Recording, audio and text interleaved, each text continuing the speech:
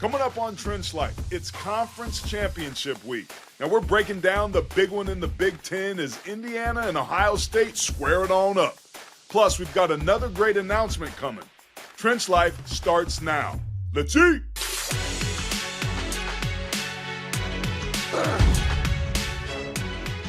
Well, we finally made it to Conference Championship Week. And how about Cal taking down SMU and turning the ACC into a full-blown potluck?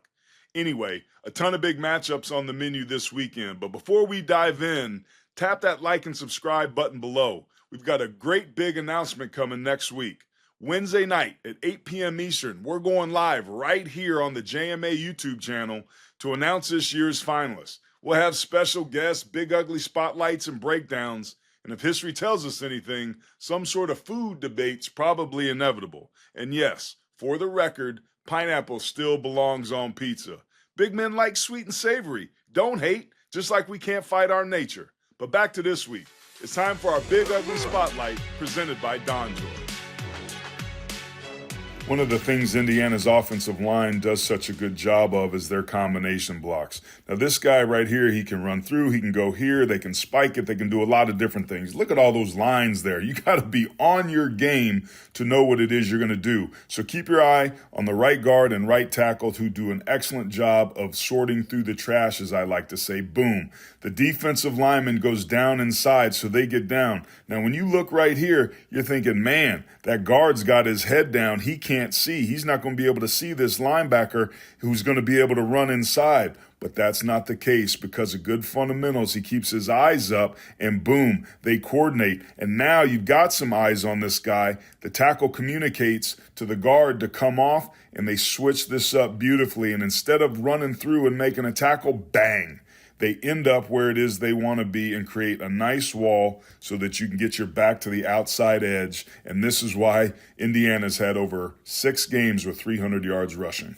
Here's an outside zone or a stretch play with the key block being here by the left tackle, Carter Smith. Now keep your eyes on him. On the snap of the ball, he's already got leverage on the guy he's supposed to block. But instead of trying to turn him, he keeps his shoulders square here. Less experienced players will try to turn him to be able to wall him off inside. But the challenge there is you can either get your face crossed or he can beat you underneath, which will scare the back into where the predators are. But because Smith does a good job of keeping his shoulders square, he's able to widen and expand. And when the defensive lineman rips underneath right there, he's in the perfect position to keep his feet running, accelerate on contact, and create a beautiful running lane to allow the back to get up inside. Now you notice right here, trying to turn the defensive end before he's ready means that he lost his man inside, which is what Smith didn't do because he initially kept his shoulders square. You've got this beautiful running lane here, and that's why technique and fundamentals are so important.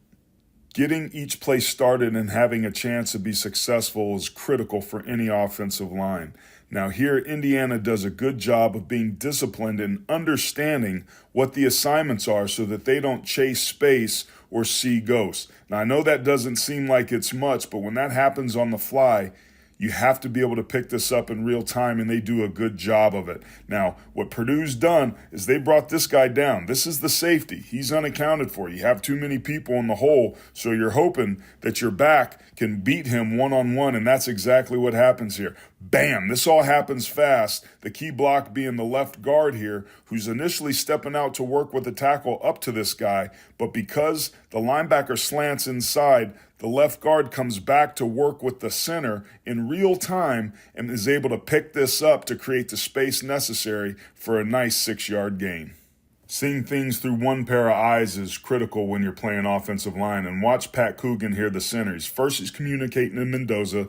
Now he's talking to the rest of the offensive linemen set in the front. And then boom, he definitively names the Mike linebacker number 16 as the guy that's going to set the protection. Now he's going to bail. He's going to fire zone. There's some great things. First, let's start here with the left tackle. Keep your eyes on him. When that fire zone comes, the second he goes, boom, look how quickly he gets his eyes back inside to go and help and double team up here. The center, who does a good job of being locked up one-on-one with 16, uses his hands well, punches and carries him over in front of the guard. That little push right there ensures that they're shoulder to shoulder and doesn't get picked, so that when this guy comes around, the center can get that right foot back down on the ground and reset and get over back square. Now you've got this nice pocket despite the stunt, and man, Indiana does an excellent job of that, and they'll need to against that ferocious front of Ohio State.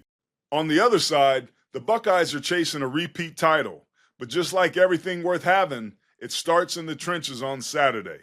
Time to see who packed the heavier lunch. Pass protection against Indiana's front is going to be critical because they do a good job of rushing 4 or 5 with simulated pressures or fire zones and doing a lot of stunts and picks with their linebackers that can get you in trouble. So here's that 4th and 5 situation, that beautiful touchdown throw to Julian Sand.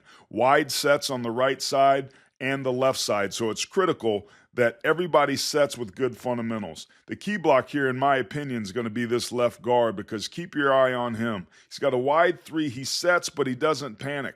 When he sees that the 3 technique is going to spike, knowing something's probably coming here, he merely keeps his shoulders square and he slides back inside with good fundamentals technique and bam, gets shoulder to shoulder with the center. This is phenomenal because you never want to let the defender, the guy spiking or stunting going in first, to get to the hip of the adjacent lineman, and what that allows is for him to come off. Now he's a little bit close here, but look at Julian Sand. And look at the way he keeps his feet going so he stays off the quarterback's feet, and Julian Sand has just enough room and just enough time to throw a dime right on the money. Ohio State's been leaning heavily on an oldie but goodie, the old gap scheme called counter, where you pull the backside offensive lineman up, but they're doing it creatively, because watch what they do right here. They're going to send him in motion, which takes him out of the picture with them. And then more than that, they've got Bo Jackson, the ball carrier, here. So you're basically vacating this area and getting a numbers advantage at the point of attack. So an old school play with a new school wrinkle results in a very positive run. Been impressed with Ohio State's tight ends and their ability to block out on the perimeter. It's a big reason why their run game's going well. Here, Michigan's going to spike inside, but you know what? I ain't falling for that old okey doke. And in fact, I'm going to continue to accelerate my feet on contact. Keep your eye on him, and kabam! Let's go ahead and give out some pancakes right there. But that's not the only goodness we see out there, because there's some other additional good perimeter blocks. Boom. Keep your eye right here. Guys are hunting. They're looking for work. They're doing a good job of getting outside on the perimeter edge, and just that little pata, that little splash block is great. And then what do we have here? Oh my gosh. Look, everybody's out here trying to do work. Now, there might have been a little bit of a hole by Carnell Tate right there, but I love what my dude is doing. And this with Bo Jackson is a big reason why Ohio State's outside run game is deadly. All right, hold on. There's a lot going on here.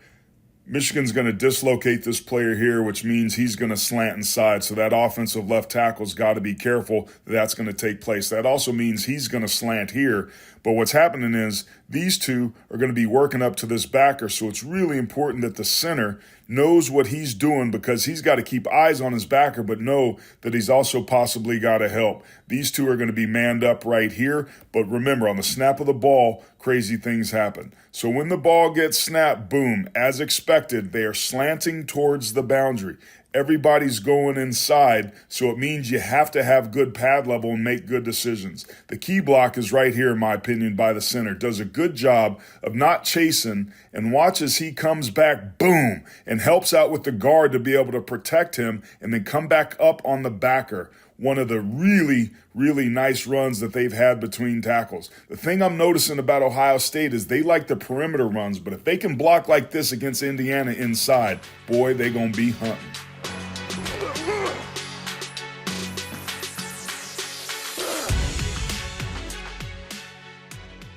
Oh, look at you. You made it all the way to the end, grinding through like it's play 18 or 9 on 7. So pancake that subscribe, smash that like button, and pull around the corner to share this with your buddy. Trent's life rolls best when the whole crew's in the huddle.